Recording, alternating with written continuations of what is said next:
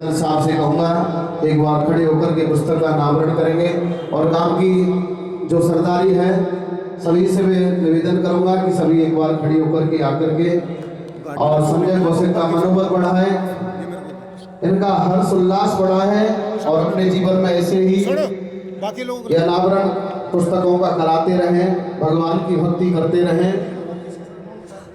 आओ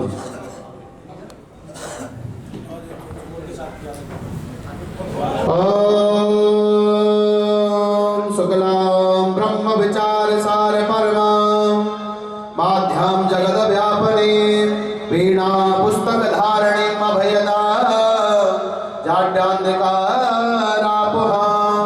हस्ते स्फाटिक मालिकां विदधते पद्मासने संसदां वन्दे तां परमेश्वरीं भगवते बुद्धि प्रदां शारदां सरस्वत्यै नमो नित्यां भद्रकाल्यै नमो नमः वेद वेदांत वेदांग्य विद्या स्थाने च ओम सरस्वत्यै नमः। या कुन्देन्दु तुषार हार धवला या शुभ्र वस्त्रावृता या वीणा वरदंड मंडितकरा या श्रीकौमदवासना या ब्रह्माच्युत शंकर प्रभर्तवे देवे सदा वन्दतां सा मा पातुं सरस्वतीं भगवतीं निःशेषजाडयापहां सरस्वत्यै नमः। सरस्वत्यै नमो नित्यां भद्रकाल्यै नमो नमः वेद वेदांत वेदांग्य विद्या स्थाने च सरस्वत्यै नमः। बोल बांके बिहारी लाल की, बोल आत्मा की आवाज की। बहुत सुंदर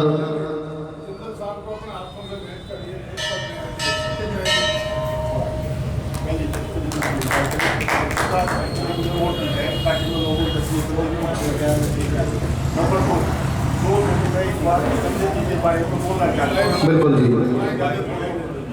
पहले गांव की सरदारी हमारे जिंदल साहब का स्वागत करेंगे। एक मोमेंटो और पटका उठा करके गांव की सरदारी जिंदल साहब का स्वागत करेंगे। जिंदल साहब ने अपना अमूल्य समय निकाल करके हमारे मंदिर में पधारे, हम इसका हार्दिक अभिनंदन करते हैं, स्वागत करते हैं।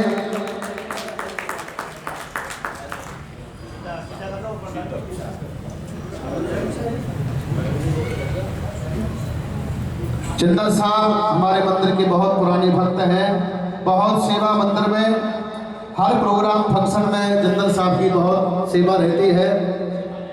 नित्य प्रति मंदिर में आना और ब्राह्मणों की सेवा करना, दीन दुखियों की सेवा करना, ये इनका धर्म है, कर्तव्य है। और मैं तो कहूँगा कि जिंदल साहब ऐसे ही अपनी भक्ति बरकरार रखें और मंदिर में आते रहें।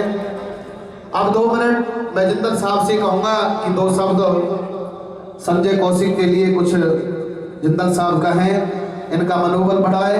बोल बांके बिहारी लाल की।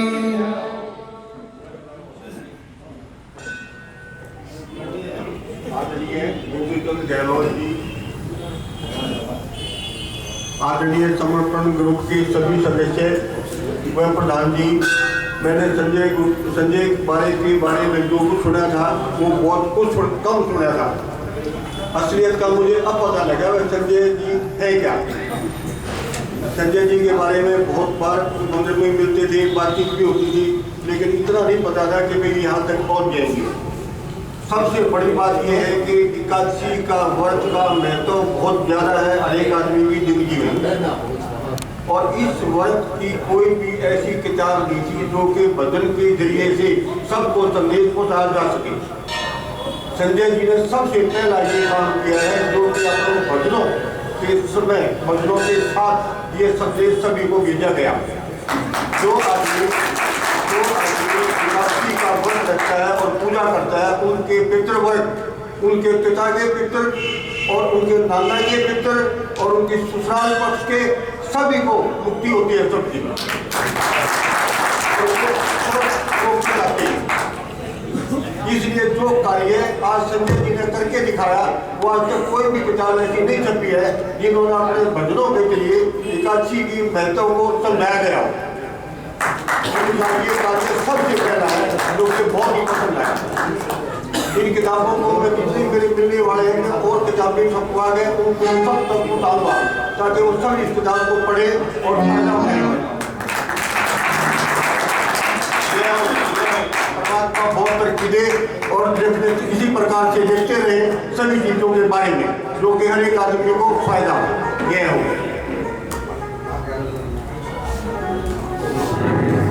हमें माननीय कृषि गहलोत साहब 2 शब्द आपके बीच में रखेंगे।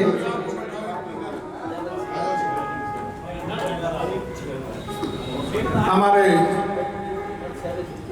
मंदिर के प्रांगण में आज इस ऐतिहासिक समारोह की सदारत कर रहे गांव के पूर्व सरपंच चौधरी सूबे सिंह जी, मुख्य अतिथि के रूप में पधारे माननीय जिंदल साहब,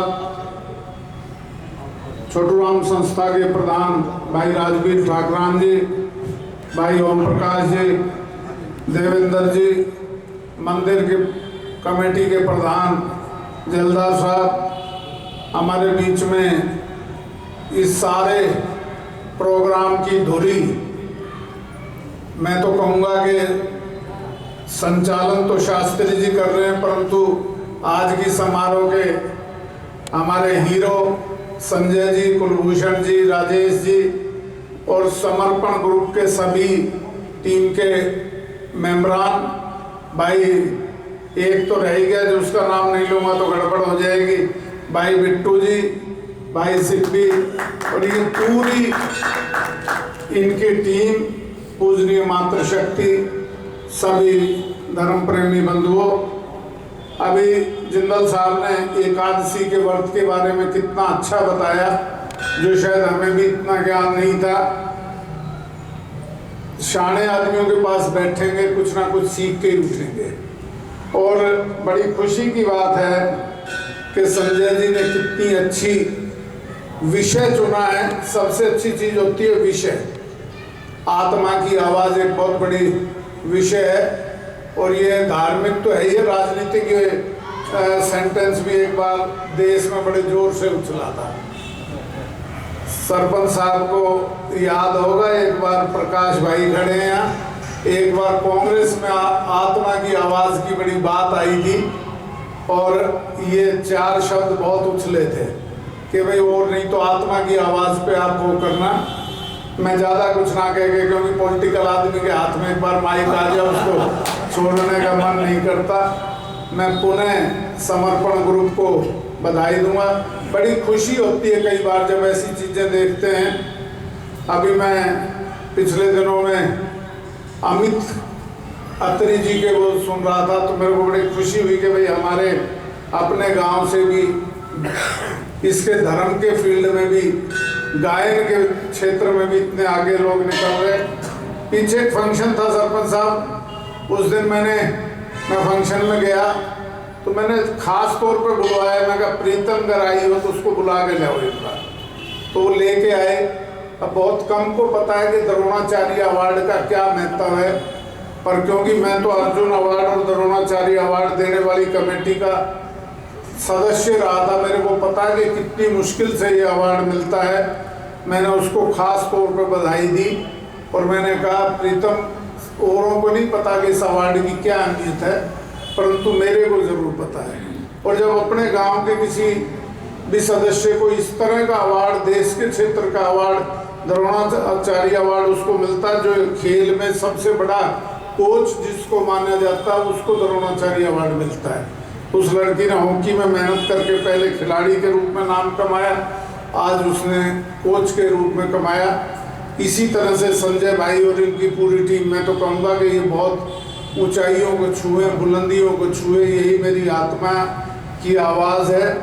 और एक बार की बात मैं आपको रामायण का एक छोटा सा वो बता दूँ, इस वक्त पे याद आई।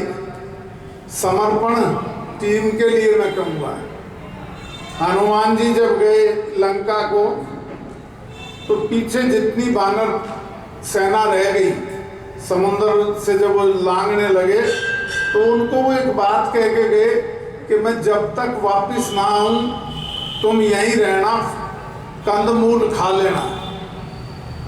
तो वो एक टीम वर्क की बात थी, वरना उनको पता था कि अगर उन पे कोई आफत आ गई, कोई विपदा आ गई, तो इनमें कोई ऐसा नहीं जो समुद्र को पार करके वहां जाके उनकी मदद कर सके। और आज के युग में क्या होता है कि कोई छोटा सा काम भी कर लेता है, कोई टीम करती है तो श्रेय खुद लेना चाहता है। उन्होंने कहा कि करके मैं आऊंगा, तब राम जी के पास चलेंगे ताकि उसका जो वो मिले श्रेय वो सबको मिले, ना कि मेरे को अकेले को मिले। तो मैं तो अपनी टीम को एक ही चीज कहूँगा कि हम में वही समर्पण की भावना रहे कि श्रेय सबको मिले तो टीम बढ़िया चलेगी और ज़्यादा तरक्की करेगी। आप सबका बहुत बहुत धन्यवाद। कोई गलती कह गया हूँ तो उसके लिए क्षमा याचना।